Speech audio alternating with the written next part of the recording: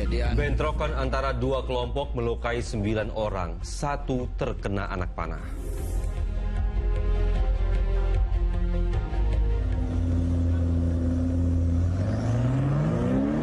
Mobil mewah balap liar di jalan tol hebohkan masyarakat.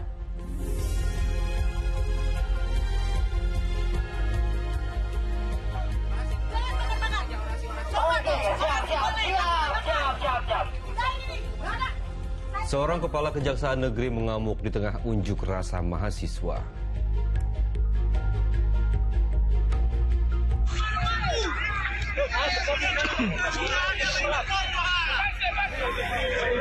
Seekor buaya memangsa wanita yang sedang mandi.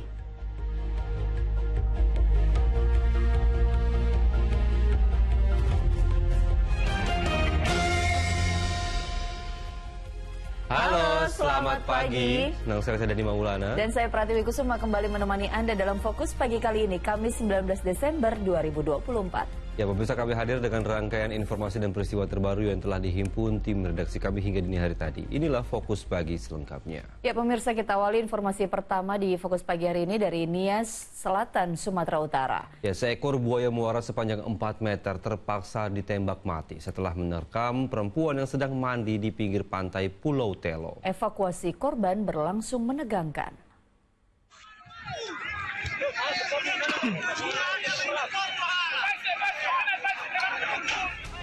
Warga desa Orahili Pulau Batu, Nias Selatan, Sumatera Utara berjibaku membebaskan jasad perempuan yang diseret buaya di pantai Pulau Telo.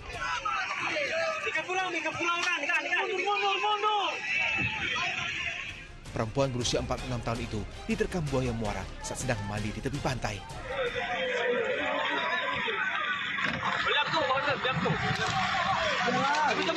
Evakuasi jasad korban menegangkan. Setelah dilempar umpan ayam, buaya akhirnya melepaskan jasad korban. Buaya muara berukuran 4 meter yang kabur diburu aparat kepolisian dan TNI serta warga. Karena membahayakan nyawa penduduk, reptil buas itu terpaksa ditembak mati di perairan. Bangkai buaya berbobot lebih dari 200 kg akhirnya dikubur di desa Orahil. Dalam 3 bulan terakhir, satwa buas itu kerap berkeliaran di sekitar pinggiran pantai Pulau Telo. Perempuan berinisial WZ adalah korban pertama keganasan buaya tersebut. Tuti Aleweh Lubis melaporkan dari Kepulauan Nias, Sumatera Utara. Di informasi lain, Kepala Kejaksaan Negeri Garut, Jawa Barat mengamuk di depan pengunjuk rasa mahasiswa yang akan membakar ban bekas di depan kantor. Sontak mahasiswa kaget dengan keberanian sang Kepala Kejaksaan, mereka pun batal pembakaran ban bekas.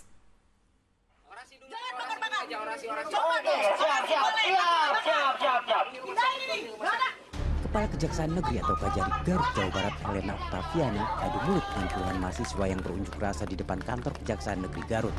Ia kemudian menantang mahasiswa untuk memukuli dan membakar dirinya, ketimbang ban bekas yang dianggap hanya akan merusak fasilitas negara. Dalam unjuk rasa, mahasiswa menuntut penyelesaian dugaan korupsi di lingkungan pemerintah daerah. Setelah suasana mereda, Kajari Garut meminta maaf. Mohon maaf, bukan saya marah, tapi kalau bakar-bakar, jalanannya rusak, uang pemerintah lagi yang bayar. Bukan saya menolak, tapi lebih baik coba bakar semangat, oke, nggak ada masalah, saya juga terima kok. Saya juga orang tua, saya juga mahasiswa, saya lagi tugas juga sekarang mengerjakan S3 di vokasi. Saya tahu semua punya masalah, tapi kalau untuk bakar-bakar, mohon dan jangan sangat lain kali itu nggak usah bakar-bakar. Unjuk rasa mahasiswa selesai dengan damai setelah mereka menyampaikan tuntutannya. Eko Setiabudi melaporkan dari Garut, Jawa Barat. Bentrokan kembali terjadi di Kampung Tua, Rempang, Kota Batam, Kepulauan Riau. Diduga bentrokan dipicu aksi sekelompok orang yang menurunkan spanduk penolakan proyek strategis nasional.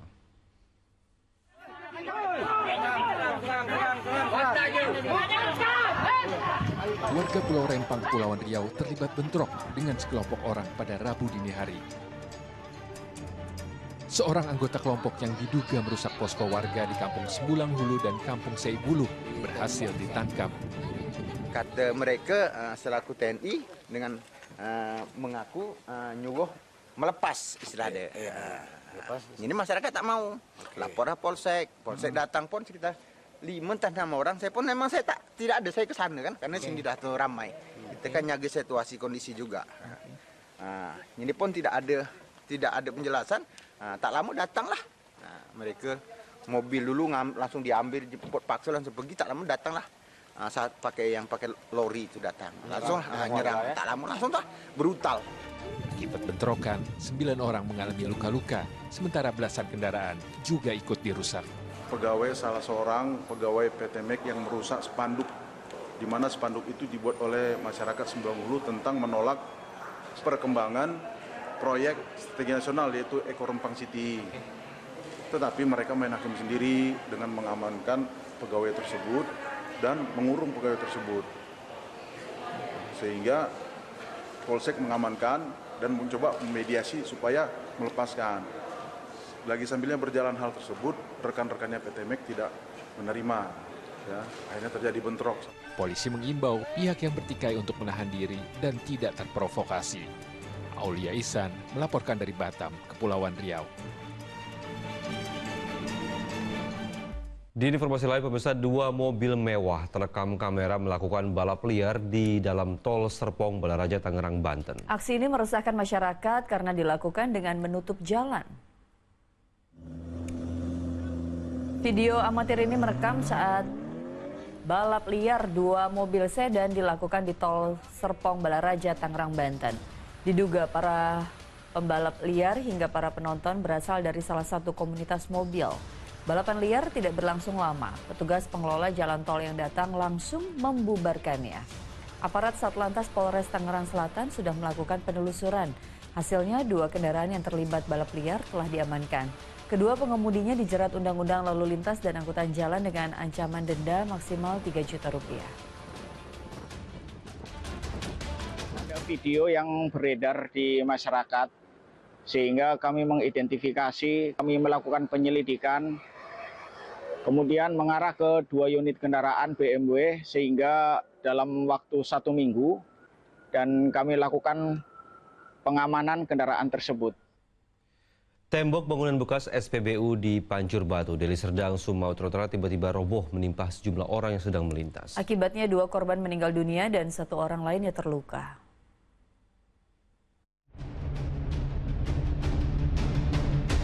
Tak ada yang menyangka, pagar tembok SPBU OPU dan di Jalan Jamin Ginting, Pancur Batu, Deli Serdang, Sumatera Utara Selasa pagi tiba-tiba roboh dan menimpa 3 orang pejalan kaki yang melintas. Gemuruh suara keras membuat warga segera menolong para korban. Akibat insiden ini, 2 perempuan muda warga Gang Tempe, Desa Baru meninggal dunia. Sementara 1 korban lainnya yang merupakan ibu rumah tangga terluka. Pagar tembok sepanjang 15 meter adalah milik SPBU yang sudah lama terbengkalai. Banyak sekolah tadi enggak banyak orang korban sini. Jam setengah 10, itu yang ketimpa itu siapa? Itu kami nggak tahu, orang baru merantau yang kemarin. Orang merantau kemarin ya? Iya, kontrak di belakang sini. 3 orang berarti ya? Iya, mamanya, anaknya 2. Oh, mama sama anaknya 2. Hingga kini, polisi masih menyelidiki penyebab ambruknya tembok setinggi 3 meter ini. Muhammad Hamdani melaporkan dari Deli Serdang, Sumatera Utara. Pemirsa, pohon besar di Taman Kota Metro Lampung tumbang dan menimpa wanita yang sedang berolahraga. Korban yang menderita luka di bagian kepala dan wajah dilarikan ke rumah sakit.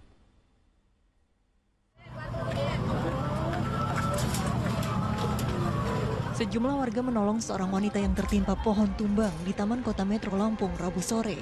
Wanita berusia 51 tahun sedang berolahraga ketika pohon jenis pinisium itu roboh. Korban yang terluka di bagian kepala dan wajahnya langsung dilarikan ke rumah sakit. Pohon tumbang itu juga menimpa sebuah minibus yang parkir karena pemiliknya ke masjid yang berada dekat lokasi kejadian. Meski bagian badan mobil rusak, namun seorang bocah di dalam kendaraan itu selamat dan tidak menderita luka. Diduga pohon itu tumbang karena sudah rapuh bagian akar dan batangnya. Setelah kita cek busuk akar di bawah, jadi langsung menimpa korbannya. Ada seorang pesenam ibu-ibu sudah langsung dibawa ke rumah sakit Ahmad Yani, punya luka di bagian kepala. Kemudian ada mobil itu agak penyok sedikit di bagian ujung sebelah kirinya. Itu aja sih. Karena menutupi jalan raya, petugas kemudian memotong batang pohon tumbang untuk segera disingkirkan. Asep Syaifullah melaporkan dari Kota Metro Lampung. Pemirsa, Gunung Lewatobi laki-laki di Kabupaten Flores Timur, Nusa Tenggara Timur pada Rabu pagi kembali mengalami erupsi. Ketinggian kolom abu terpantau mencapai 300 meter dari puncak kawah. Semburan abu vulkanik Gunung Lewatobi laki-laki terjadi pada hari Rabu dengan durasi 1 menit 36 detik. Erupsi yang disertai gemuruh lemah terekam di seismograf dengan amplitude maksimum 14,8 mm. Pihak PVMBG melalui pos pengamat Gunung Lewatobi laki-laki mengimbau agar masyarakat dan wisatawan tidak melakukan aktivitas apapun dalam radius 6 km dari pusat erupsi. Karena hingga saat ini status Gunung Lewatobi masih berada pada level 4 atau awas. Sementara itu hingga kini masih ada sekitar 9.000 orang yang bertahan di pengungsian dikarenakan desa mereka berada di dalam zona merah erupsi.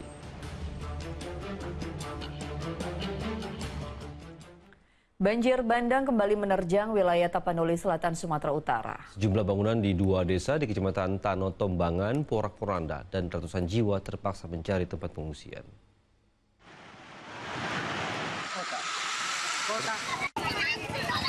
Dahsyatnya aliran air ini menyapu permukiman warga di sepanjang sungai di kawasan Kota Tua dan Simaningkir, Tano Tombangan, Tapanuli Selatan, Sumatera Utara. Banjir bandang menerjang permukiman menyusul hujan deras yang mengguyur wilayah ini dalam waktu lama. Selain lumpur, banjir juga membawa gelondongan atau batang kayu dari hulu hingga berserakan di permukiman warga. Pada kejadian Rabu petang tersebut, warga berupaya untuk menyelamatkan diri dan anggota keluarga ke tempat yang lebih aman dari bencana. Sebagian warga juga tak sempat menyelamatkan harta benda berharganya. Hujan deras. Hujan duluan. Terus datang air dari atas kan di jalannya itu. Jadi airnya itu keruh, tambah lama tambah besar. Jadi histeris lah semuanya orang teriak. Jadi lama-kelamaan airnya besar, kayu pun datang semuanya dari jalan itu. Tinggi bang airnya? Iya bang, jadi tadi nggak ada harapan lah untuk selamat. Ada semana bang, semana kita? Selutut lah bang. Selutut ya? Iya. BPBD Tapanuli Selatan belum memastikan jumlah kerusakan maupun korban dalam bencana tersebut. Tuti Alawiyah Lubis melaporkan dari Tapanuli Selatan, Sumatera Utara. 1 bulan terendam banjir, permukiman penduduk di Demak, Jawa Tengah terlihat seperti rawa. Sementara di Bangli, Bali, tembok yang ambruk dan menutup aliran sungai menimbulkan banjir yang merendam permukiman dan markas Koramil Bangli.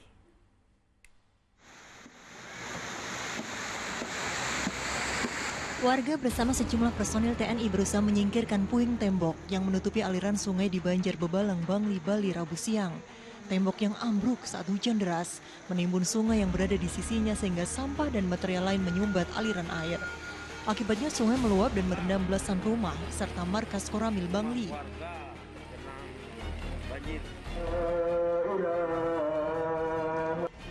Sementara itu banjir yang tak kunjung surut sejak 1 bulan yang lalu membuat permukiman di Desa Batu, Kabupaten Demak, Jawa Tengah, Rabu siang nampak seperti rawa.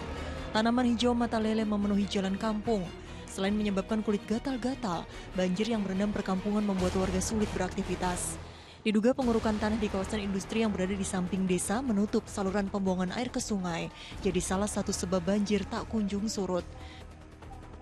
Karena sebelum pembangunan kawasan industri, banjir dapat surut dalam tempo 2 hingga 3 hari. Sekitar 500 rumah yang berada dalam 2 RW terdampak banjir yang ketinggiannya berkisar antara 20 cm hingga 80 cm. Sekitar 60 cm nah. Tapi yang kedalaman saya sampai 70 80. Sampai 80 cm. Ini kok banjir lama surut kenapa Pak? Ini penyebabnya Pak? Ya dulu kan belum ada pabrik itu, belum ada pemburukan. Nah, sekarang kan ada pemburukan, ya sawahnya tidak bisa keluar semua. Oh, ada pengurukan air banjir nggak bisa mengalir gitu Pak? Warga berharap pemerintah daerah dapat mengatasi masalah banjir tersebut. Tim Liputan melaporkan. Ratusan rumah warga di Kota Pangkal Pinang, Bangka Belitung masih terendam banjir rob. Ketinggian air mencapai 60 cm.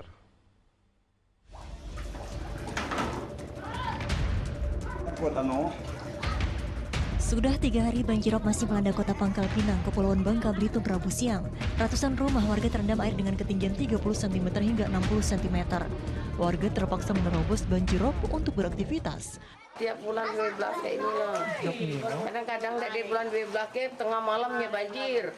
Tengah tidur kadang-kadang baju kami basah, HP basah, rupai air pasang. Biasalah rawan banjir di sini. Menurut data BPBD Kota Pangkal Pinang, wilayah yang paling terdampak yakni Kelurahan Opas Indah, Pasir Putih, Rejosari, dan Kelurahan Gedung Nasional. Rumah yang terdampak di Kota Bangka-Belitung, khususnya ada di 7 titik yang terdiri dari 4 kelurahan, ada sekitar 140 KK yang terdiri dari jumlah jiwa yang terdampak sebanyak 285 jiwa. Warga diimbau untuk selalu waspada, mengingat bencana banjir diprediksi masih akan berlangsung hingga akhir tahun 2024. Ada Agus melaporkan dari Pangkal Pinang, Bangka Belitung. Pemirsa, ribuan jiwa warga Muara Angke Penjaringan, Jakarta Utara yang terdampak banjir rob atau air laut pasang tidak mau mengungsi ke tempat yang lebih aman. Ya, mereka bertahan di rumahnya lantaran khawatir barang-barang berharga raib. Dalam sepekan terakhir, banjir rob masih menggenangi permukiman di kawasan Muara Angke Penjaringan, Jakarta Utara. Ribuan jiwa yang terdampak bencana ini memilih bertahan di rumahnya lantaran khawatir barang-barang berharga mereka raib atau hilang. Kini mereka mengandalkan bantuan, baik makanan, obat-obatan, dan lainnya. Bahkan sejumlah penyakit mulai menyerang warga.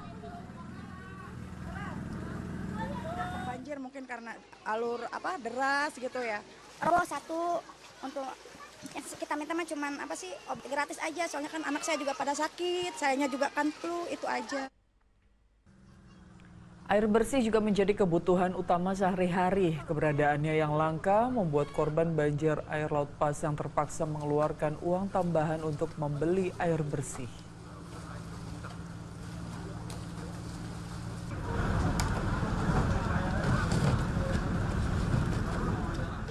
Bagi warga yang terdampak dari banjirop ini karena memang akses air bersih sudah tidak ada, akhirnya mereka terpaksa harus membeli setiap harinya air yang dijual oleh para penjual di kawasan Muara Angke ini dengan satu dirigen dengan harga Rp7.000. Dalam satu hari mereka bisa membeli 1 hingga 2 dirigen untuk kebutuhan sehari-harinya selagi masih banjirop ini terjadi. Agisa Febila dan Ahmad Teguh melaporkan dari Jakarta. Masih terkait banjir, pemirsa, pasangan pengantin di Ponorogo, Jawa Timur melangsungkan pernikahan di tengah banjir bandang yang melanda desa mereka. Acara berjalan lancar kendati pengantin dan tamu undangan berjibaku untuk menerobos genangan air.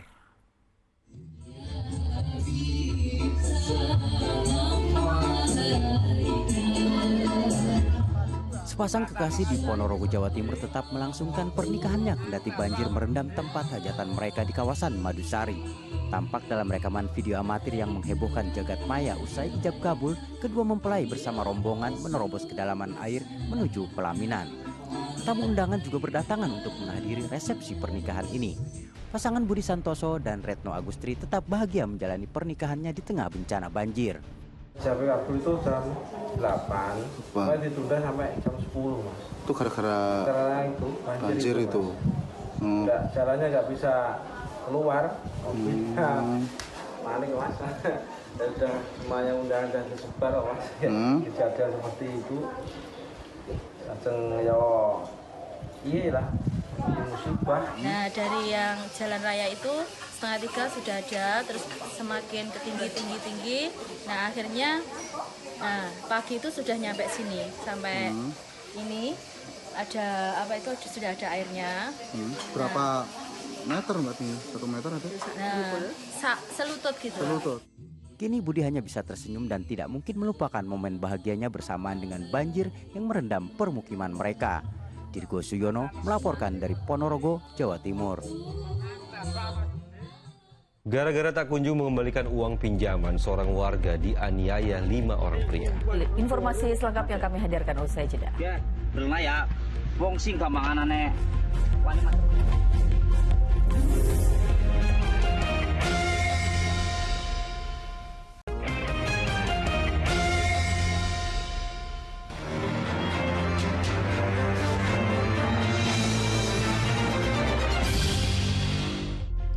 Anda kembali di Fokus Pagi, kini kita masuk ke segmen Fokus Kasus. Ya pemirsa, tawuran 2 kelompok remaja bersenjata tajam pecah di Bandar Lampung, Lampung. Ya, akibatnya 1 orang meninggal dunia.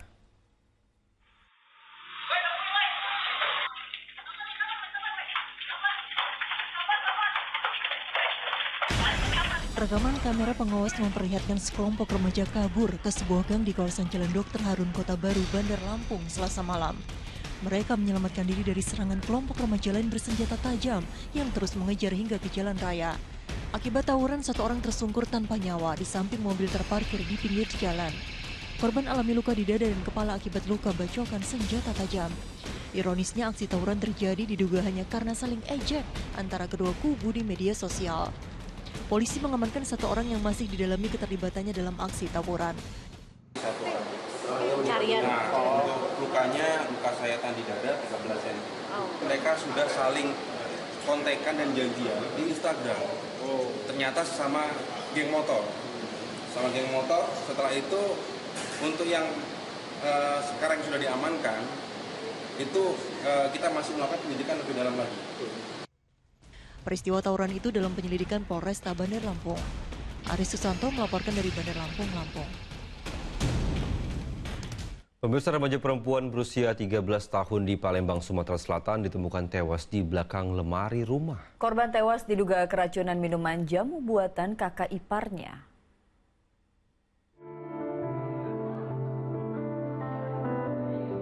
Jasad anak perempuan berusia 13 tahun terbujur kaku di RSUD Bari Palembang Rabu malam. Keluarga tak menyangka siswi SMP itu tewas dengan cara tak wajar. Jasad anak perempuan berinisial NF Rabu sore ditemukan kakak kandungnya di belakang lemari pakaian di rumahnya, kawasan Jalan Panca Usaha Seberang Ulu 1 Palembang, Sumatera Selatan.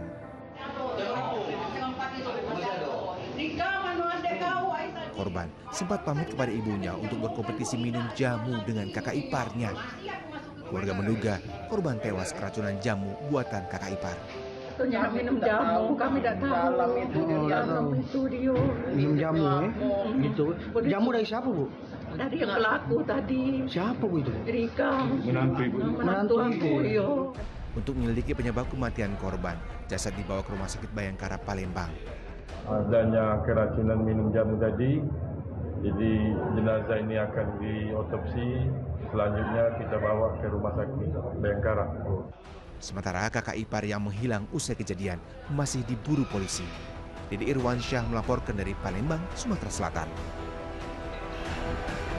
Pemirsa, fakta baru terungkap dari kasus penganiayaan dokter koas di Palembang, Sumatera Selatan. Sopir penganiaya dokter ternyata seorang pegawai honorer di instansi tempat ayah Lady Fadila bekerja.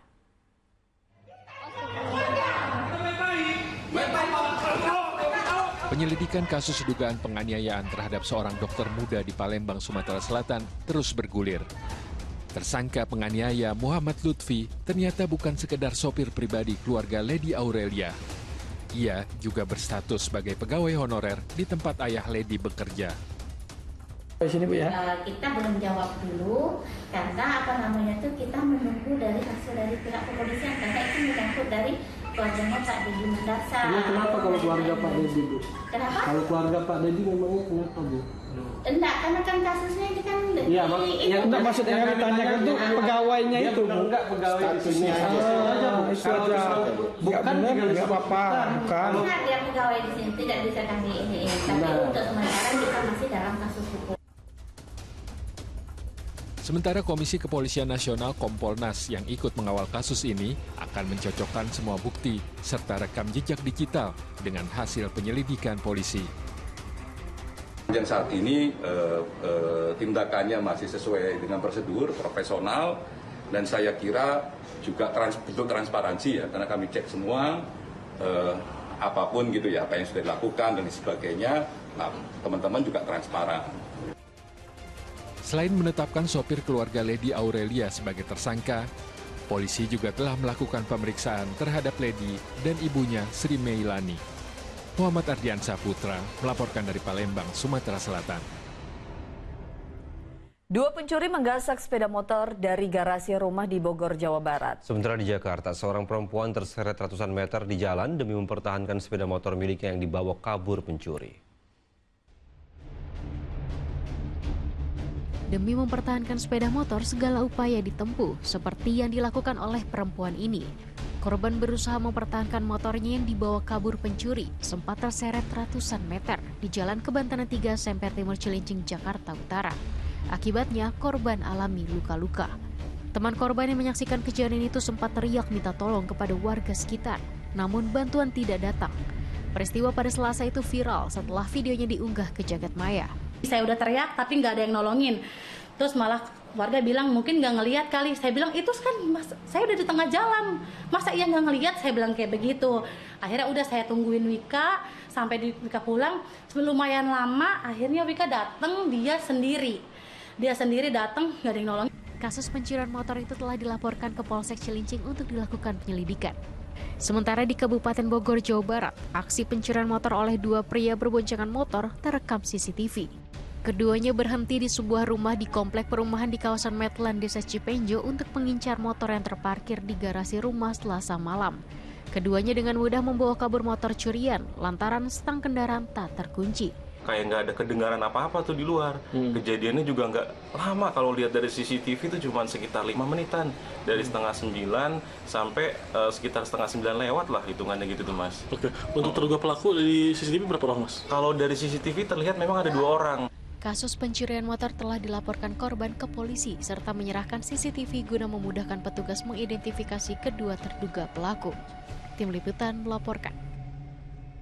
Pemirsa, diduga menggelapkan uang pinjaman, seorang warga dikeroyok oleh 5 pria di Tegal, Jawa Tengah. Akibatnya korban mengalami luka di kepala dan sejumlah luka memar di beberapa bagian tubuh.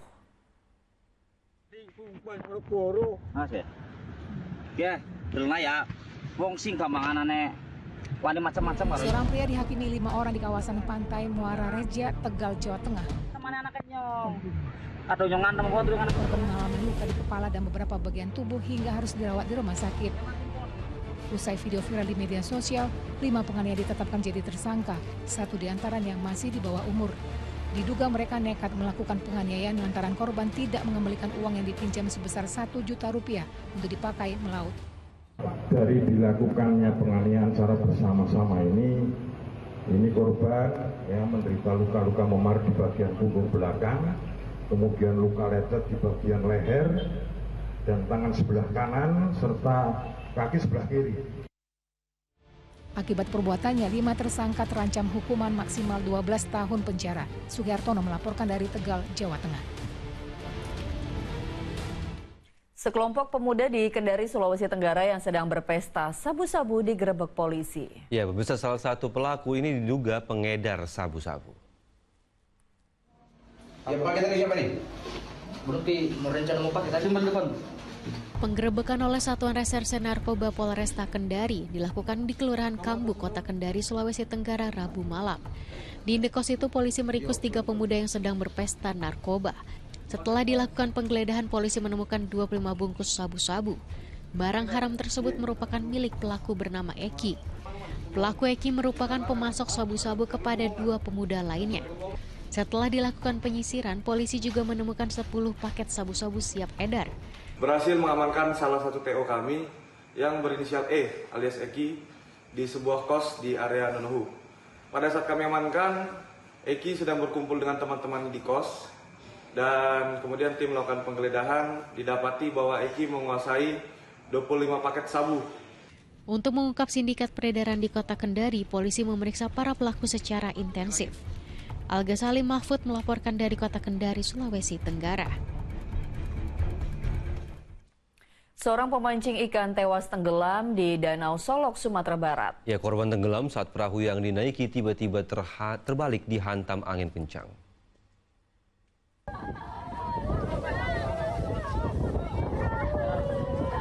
Warga berteriak saat seorang nelayan tewas di Danau Atas Solok, Sumatera Barat. Mulanya korban memancing seorang diri. Tiba-tiba perahu yang ditumpangnya terbalik karena diterjang angin kencang. Korban akhirnya tewas tenggelam.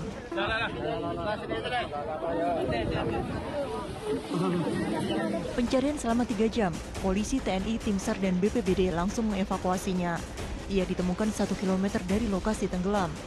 Bencana karamnya seorang warga Kabupaten Solok di Danau di Ateh. Kemudian kami mengirimkan tim evakuasi sebanyak 1 tim ke lokasi kejadian, tambah dengan warga dan TNI Polri. Jenazah dibawa ke rumah sakit untuk divisum. Ulfa Musriyadi melaporkan dari Solok, Sumatera Barat. Ya, bisa kita beralih ke informasi lain. Diduga sopir hilang konsentrasi sebuah truk di Bogor, Jawa Barat menabrak 2 sepeda motor. Seorang penumpang sepeda motor tewas setelah terseret truk. Lihat kejadian ini di depan Alfa Medi, lagi alang mobil. Ini apa? Ambulans. Warga menutup jenazah seorang wanita yang berada di kolong truk tronton di Jalan Raya Ciawi, Rancamaya, Kota Bogor, Jawa Barat, Rabu pagi. Korban tewas setelah jatuh dari boncengan sepeda motor dan terseret truk sejauh 25 meter. Selain korban tewas, 2 orang luka-luka dalam peristiwa itu dilarikan ke Rumah Sakit Umum Daerah Ciawi untuk mendapat penanganan medis. Kecelakaan maut itu bermula ketika truk melaju dari arah Sukabumi menuju Ciawi. Saat melintas di lokasi kejadian yang menurun, diduga sopir truk kehilangan konsentrasi sehingga menabrak 2 sepeda motor. Kontur jalannya kan itu menurun ya, karena kendaraan truk itu berlaju dari arah Sukabumi hendak menuju Ciawi.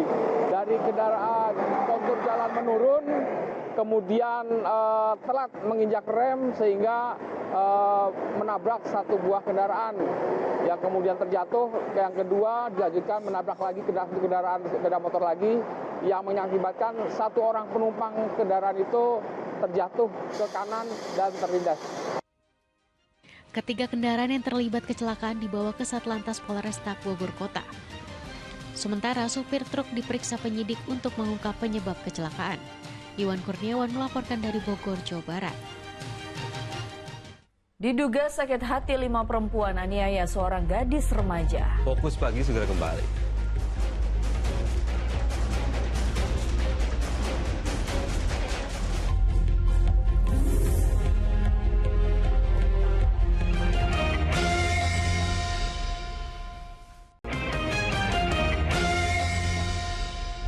Anda kembali di Fokus Pagi bersama saya Dani Maulana. Dan saya Pratiwi Kusuma. Kita lanjutkan informasi di pagi hari ini.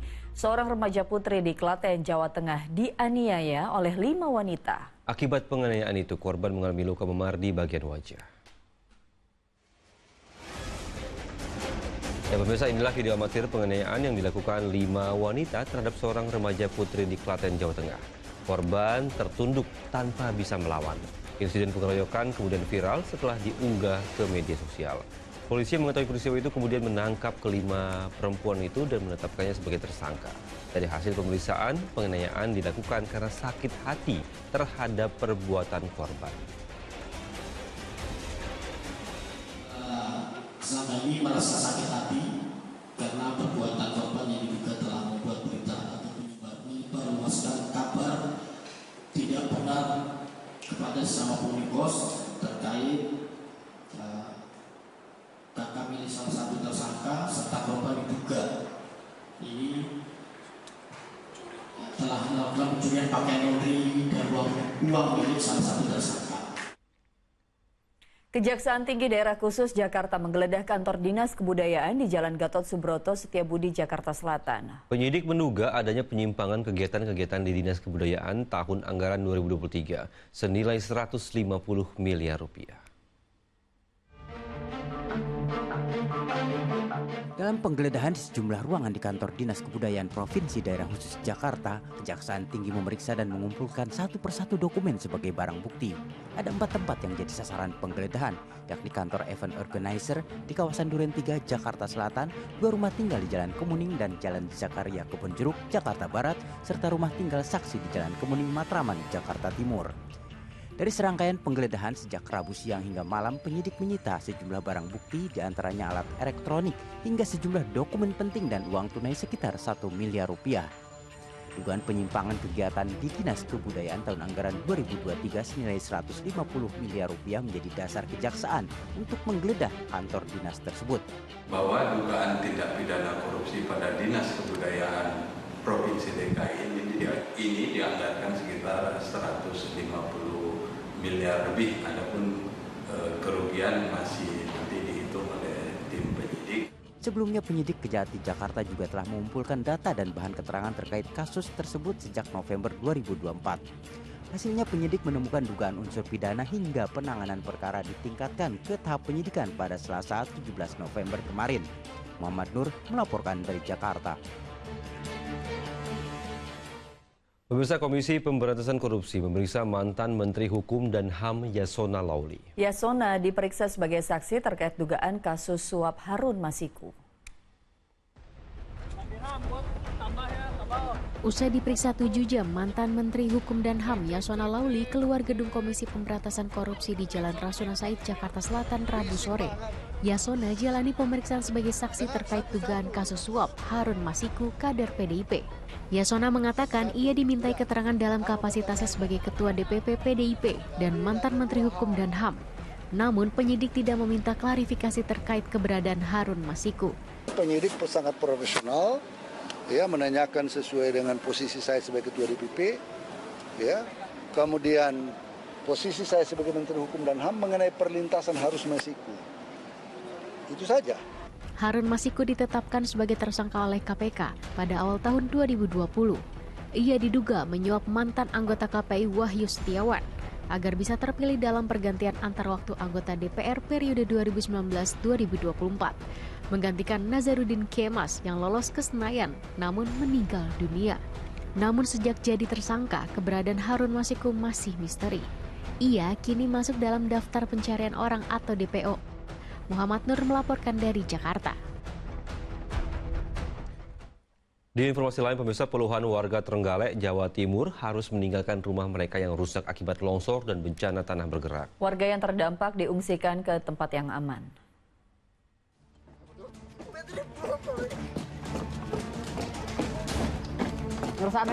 Sambil membawa barang berharga, warga Desa Ngerandu, Kecamatan Suruh, Kabupaten Trenggalek pergi meninggalkan rumah mereka.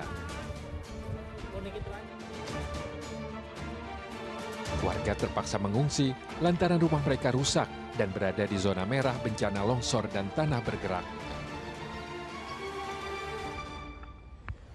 Selain merusak rumah, longsor juga membuat akses jalan menuju desa mengalami retak-retak. Dari pemetaan BPBD Trenggalek, luas longsor mencapai 5 hektar. Seluruh warga yang ada di lokasi harus mengungsi dan dikosongkan, dan hari ini tadi dievakuasi seluruh warga serta harta benda yang mereka yang miliki. Lingkungan memang sudah tidak memungkinkan lagi untuk ditempati semuanya. Melihat situasi kondisi yang terjadi tanah gerak saat ini tidak memungkinkan untuk ditempat. Untuk menghindari jatuhnya korban, sebanyak 119 jiwa atau 43 kepala keluarga dievakuasi ke tempat aman. Danu Sukendro melaporkan dari Trenggalek, Jawa Timur. Warga pesisir barat Lampung kembali diteror harimau. Ya, hewan buas itu masuk ke permukiman dan menerkam 2 ekor sapi milik warga. 2 ekor sapi milik warga di Desa Pelita Jaya, Kecamatan Pesisir Selatan, Lampung, diserang hewan buas pada Selasa malam. 1 sapi yang diikat di pohon kelapa mati dengan luka di leher. Sementara 1 sapi lainnya yang berada di kandang terluka di kaki. Dari jejak yang ada di lokasi, warga meyakini 2 sapi tersebut jadi korban serangan harimau. Karena di pekon kami ini sudah 3 hewan jadi korban. 2 sapi, semalam ini 1, ini ada bukti, yang 1-nya kambing. Jadi kalau dibiarkan terus seperti gini, Pak, ya rugi lah, woi.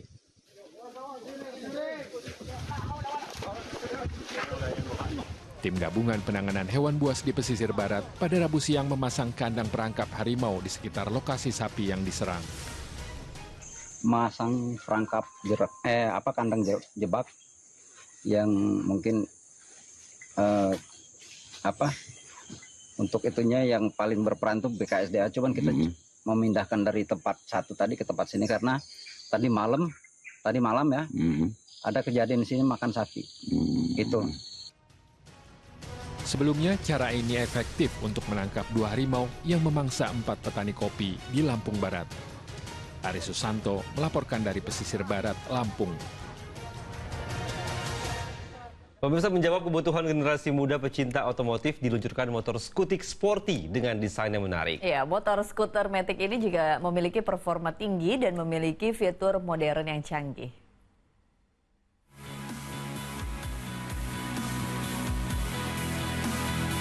PT Yamaha Indonesia Motor Manufacturing Rabu sore di The Half Patinus, Jakarta Selatan meluncurkan produk terbaru di jajaran skutik Maxi Yamaha, yakni Aerox Alpha, yang merupakan generasi ketiga dari Aerox. Skutik Sporty itu hadir dengan sejumlah pembaruan, mulai dari desain bodi hingga mesin. Untuk varian Alpha Turbo, di dapur pacunya dilengkapi dengan teknologi Yamaha Electric Continuously Variable Transmission atau YECVT yang memberikan sensasi berbeda saat berkendara. Kalau dari aku sendiri fitur utamanya itu yang YECVT, ini dimana sensasinya tuh mirip kayak mobil Matic yang bisa kick down. Jadi dia bisa turun gigi ketika kita mau nyalip, kita bisa turun gigi dulu biar mobilnya lebih kencang. Itu sama yang bisa dirasakan di sini. Sama akhirnya ini motor Matic bisa engine brake. Karena sebelumnya motor Matic kalau turunnya pasti ya glosor aja. Tapi kalau dengan adanya YECVT ini aku udah ngerasain sendiri bisa ada engine brake-nya, jadi penggunaan remnya bisa diminimalisir lah. Aerox ini akan menjadi fenomenal, menjadi motor impian karena kita sebutkan adalah badass. Badass itu bukan cool istilahnya atau apa, bukan dalam arti negatif, tapi dia brave, berani, dia agresif, dia dynamic, dia anti mainstream, itu anak-anak muda kan, dia mau stand out, mau show off, stand out, dia juga speedy. Dan ini juga desainnya itu membuat desain yang sesuai dengan DNA Yamaha, diinspirasi dari R1M yang terkenal itu. Varian Aerox Alpha hadir dengan mesin 150 cc dan beberapa pilihan warna menarik. Di antaranya hitam, perak, merah, dan biru gelap dengan harga berkisar antara 29,9 hingga 41,7 juta rupiah. Putu Bagus dan Satria melaporkan dari Jakarta.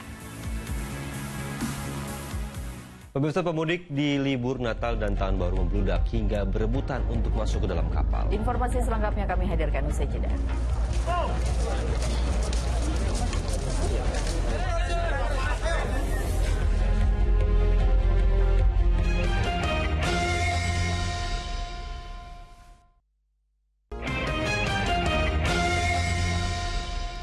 Anda kembali di Fokus Pagi bersama saya dari Maulana. Dan saya Pratiwi Kusuma, kita lanjutkan informasi di pagi hari ini. 5 rumah di Kabupaten Ogan Komering Ulu Selatan, Sumatera Selatan ludes terbakar. Sementara itu di Jakarta, si jago merah melumat rumah yang dijadikan tempat penatu yang diduga akibat ledakan tabung gas.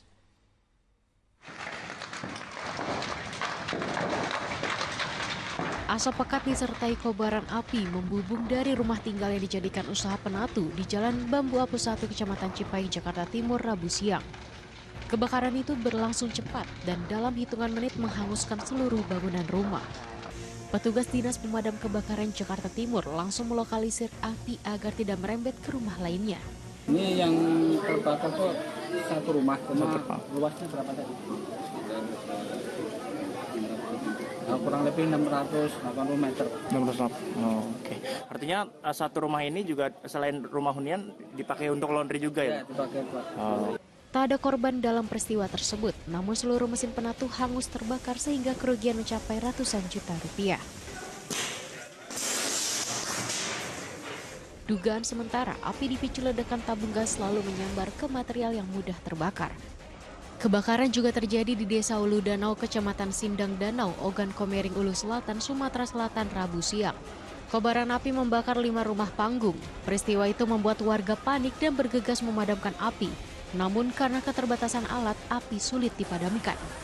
Tidak ada korban jiwa dalam peristiwa tersebut. Namun kerugian ditaksir mencapai ratusan juta rupiah.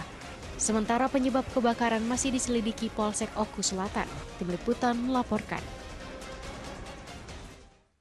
6 pipa baja terjatuh dari truk yang melaju di Jalan RE Marta Dinata, Pademangan, Jakarta Utara. Ya, akibatnya mobil box di samping truk tertimpa pipa baja.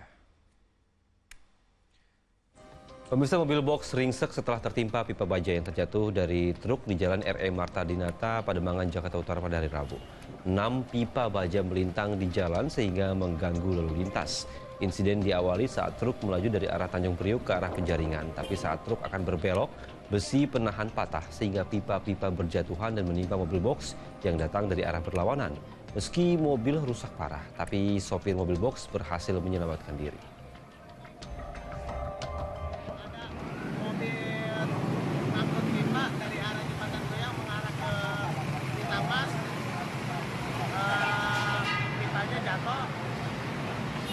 Nimpa apa bang tadi bang?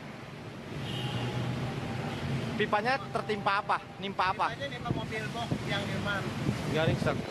Bang, itu mobil truk yang mengarah dari Bintang Mas mengarah ke Goyang. Memasuki musim hujan, sejumlah ular didapati bersembunyi di rumah warga. Ya, di Bogor, Jawa Barat misalnya seekor ular sanca diamankan dari atap rumah.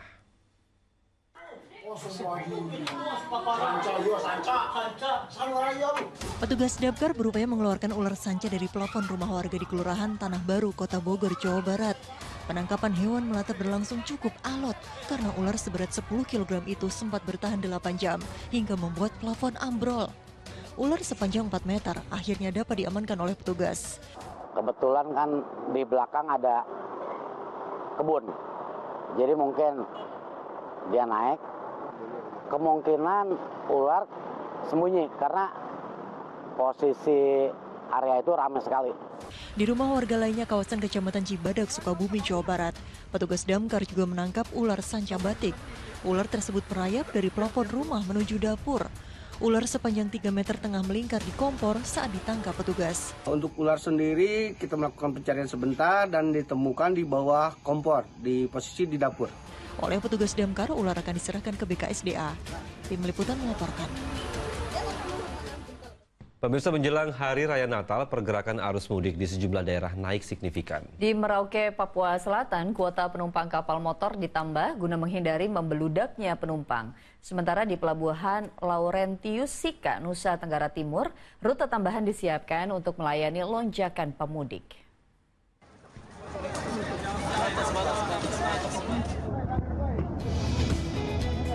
Mobilitas masyarakat pada arus mudik Natal dan Tahun Baru di Pelabuhan Laurentius Momere, Kabupaten Sika, Nusa Tenggara Timur mengalami lonjakan drastis. Ribuan penumpang dari Pulau Kalimantan dan Sulawesi telah tiba pada Rabu siang.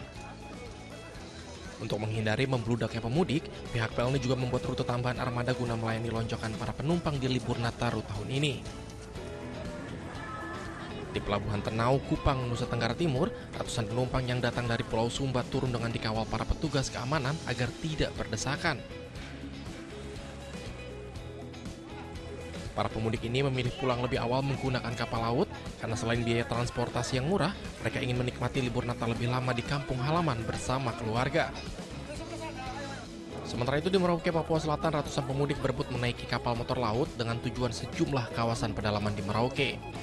Keterbatasan daya muat kapal yang hanya 200 penumpang membuat sebagian calon penumpang takut tidak kebagian tempat di atas kapal. Khusus pada mudik Natal tahun ini, petugas memberikan toleransi kuota penumpang lebih banyak dari biasanya selama masih dalam batas aman. Untuk kita di Merauke ini, kita kapasitasnya kita sesuaikan dengan kapasitas, tetapi kalau macam ada kenaikan tentunya untuk penumpang saya, tapi kalau barang kita tidak ada yang ini. Jadi memang tetap pasti kita utamakan keselamatan dan keamanan. Sementara itu, sepekan menjelang perayaan Natal, sejumlah calon penumpang mulai memadati terminal domestik keberangkatan 3 Bandara Soekarno-Hatta, Tangerang, Banten pada Rabu siang. Data dari Angkasa Pura Bandara Soekarno-Hatta menyebutkan, jika pergerakan penumpang pada libur Nataru tahun ini mengalami kenaikan sebesar 7% dibandingkan hari biasanya. Tim Liputan melaporkan. Pemirsa, menjelang Natal dan Tahun Baru, pemerintah mempersiapkan keamanan dan kenyamanan masyarakat di tengah cuaca buruk yang melanda tanah air. Sementara sebuah helikopter BMKG yang sedang memantau cuaca terpaksa mendarat darurat di lapangan Kabupaten Maros, Sulawesi Selatan. Video amatir ini memperlihatkan sebuah helikopter milik BMKG mendarat darurat di lapangan Kasih Kebo, Kabupaten Maros, Sulawesi Selatan, menyusul cuaca buruk melanda kawasan ini. Pada kejadian Selasa, BMKG rencananya memantau cuaca jelang Natal dan Tahun Baru di Bima, Nusa Tenggara Barat. Tak hanya helikopter BMKG, beberapa maskapai juga menunda penerbangannya. Pembatalan tidak ada, hanya terkait delay. Yang delay Pak sudah berapa Pak? Kalau posko ini kita delay ini dia delaynya memang ada beberapa pesawat delay, kondisi normal pun dia delay, tetapi yang ini karena kondisi cuaca biasanya panjang. ASDP Ketapang, Banyuwangi, Jawa Timur menyiagakan 54 kapal di 16 dermaga untuk antisipasi lonjakan kendaraan para wisatawan yang meningkat sebanyak 14%. Pihak pelabuhan juga mewaspadai cuaca buruk yang akan terjadi hingga Januari dengan menerapkan sistem buka tutup. Kendaraan barang aja kami harapkan kendaraan barang segera mungkin menyeberang sehingga pada saat puncak menuju puncak ini tanggal 20 sudah mulai berkurang sih. Seperti itu. Dari 52 armada kapal yang disiapkan tadi, setiap hari dioperasikan berapa? Dari 52 kapal standby tadi, tiap hari ada 28 kapal. PT Kereta Api Indonesia Daob 1 Jakarta memprediksi puncak arus mudik Hari Raya Natal dan Tahun Baru terjadi 2 kali, yakni hari Jumat dan Selasa mendatang. Sebanyak 76% tiket kereta api telah ludes terjual. Sementara untuk penumpang di Terminal Terpadu Pulau Gebang, Cakung, Jakarta Timur mulai mengalami peningkatan. Warga yang sudah mendapatkan libur memilih berangkat lebih awal bersama keluarganya guna menghindari kepadatan arus lalu lintas pada puncak arus mudik. Tim Liputan melaporkan.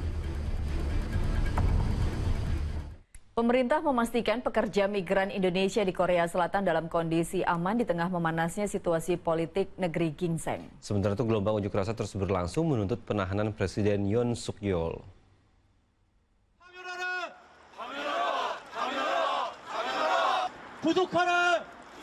Sejumlah elemen masyarakat berunjuk rasa di depan kediaman Presiden Korea Selatan di Seoul. Mereka menuntut Presiden Korsel Yoon Suk Yeol dipenjara atas manuver politiknya yang menetapkan hukum militer.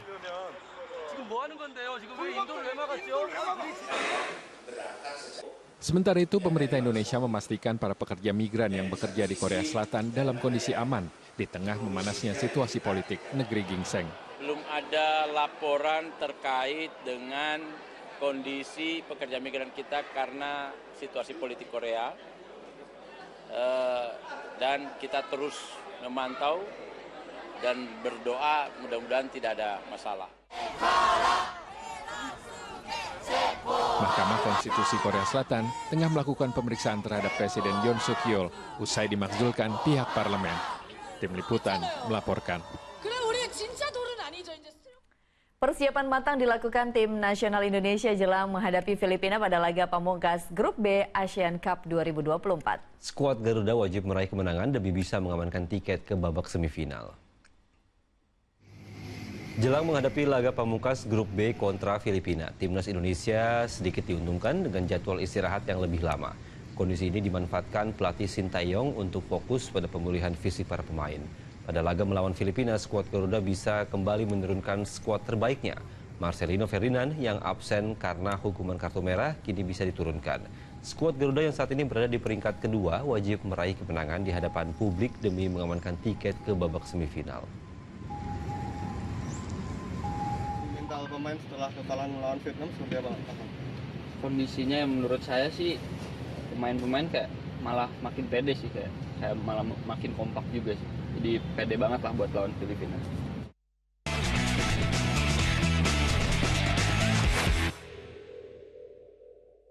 Dipersembahkan oleh Dari pekan ke-15 Beri Liga 1, Persib Bandung menang tipis atas PS Barito Putra. Hasil ini mengantarkan Maung Bandung mempertahankan tren positif 14 laga tanpa kekalahan.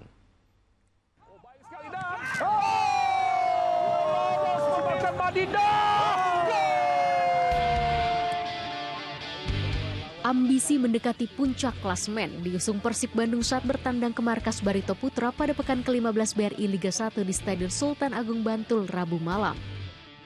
Bermain menyerang, Maung Bandung langsung unggul ketika laga baru berjalan 11 menit. Sundulan Gustavo Franca mengubah skor menjadi 1-0 usai memanfaatkan umpan sepak pojok Tyron Del Pino. Laskar Antasari langsung membalas di babak pertama. Tendangan bebas Levi Madinda di menit 33 tak mampu dihalau kiper Kevin Mendoza.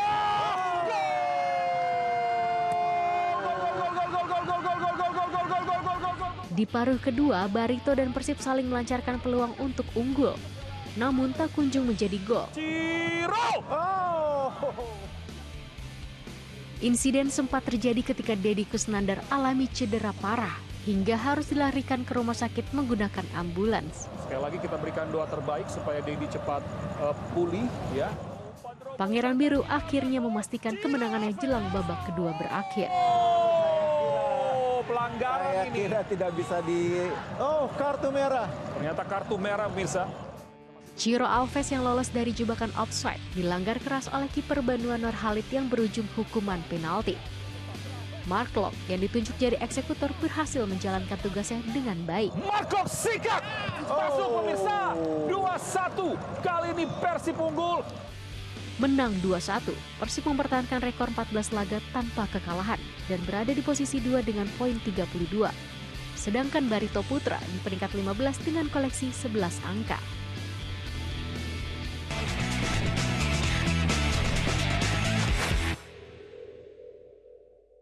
Dipersembahkan oleh Pemirsa Yayasan Pundi Amal Peduli Kasih YPP SCTV Indosiar bersama Menteri Sosial Saifullah Yusuf menggelar acara bakti sosial donor darah di Sleman, Yogyakarta. Pada kesempatan tersebut, para pendonor mengaku senang karena bisa berbagi terhadap sesama dan membantu mereka yang membutuhkan. Menteri Sosial Saifullah Yusuf bersama wakilnya Agus Jabu Priyono tiba di acara bakti sosial donor darah yang digelar oleh YPP SCTV Indosiar di Sleman, Yogyakarta pada Rabu siang. Acara ini digelar sekaligus untuk memperingati Hari Kesetiakawanan Sosial Nasional, hari yang mengingatkan untuk lebih peduli dan saling membantu. Dalam kesempatan tersebut, Menteri Sosial yang kerap disapa Gus Ipul juga turut memeriksakan kesehatannya bersama masyarakat yang mendonorkan darahnya. Arahan Bapak Presiden agar kita mengurangi acara-acara seremoni tapi diganti dengan kegiatan-kegiatan yang langsung berdampak di tengah-tengah masyarakat. Mulai kita ada kerja bakti, ada bakti sosial yang isinya itu layanan kesehatan, donor darah, pemeriksaan kesehatan, kemudian juga pemberian bantuan-bantuan sembako dan lain-lain. Pada bakti sosial ini ada ratusan orang yang turut mendonorkan darahnya. Para pendonor mengaku senang karena bisa berbagi terhadap sesama dan membantu mereka yang membutuhkan. Nah, pendonor rutin, iya. Ini ke 58 misal. Iya, 58. Karena ya ingin membantu sesama lah. Karena yang mereka membutuhkan darah. Karena sangat penting kan, darah itu komponen penting dalam tubuh manusia. Masyarakat yang telah mendonorkan darahnya kemudian mendapat bingkisan makanan dari YPP SCTV Indosiar. Tak hanya itu, bantuan sembako juga turut diberikan untuk meringankan beban hidup masyarakat. Wahyu Diono melaporkan dari Sleman, Yogyakarta. Ya, pemirsa, informasi tadi menutup jumpa kita di Fokus Pagi hari ini. Dan setelah Fokus Pagi, jangan lupa untuk menyaksikan program Magic 5. Mewakili tim redaksi dan kerabat kerja yang bertugas, saya Pratiwi Kusuma. Dan saya Dadi Maulana pamit undur diri. Selamat pagi, selamat aktivitas, jaga kesehatan selalu, dan sampai jumpa. Aku akan tetap setia.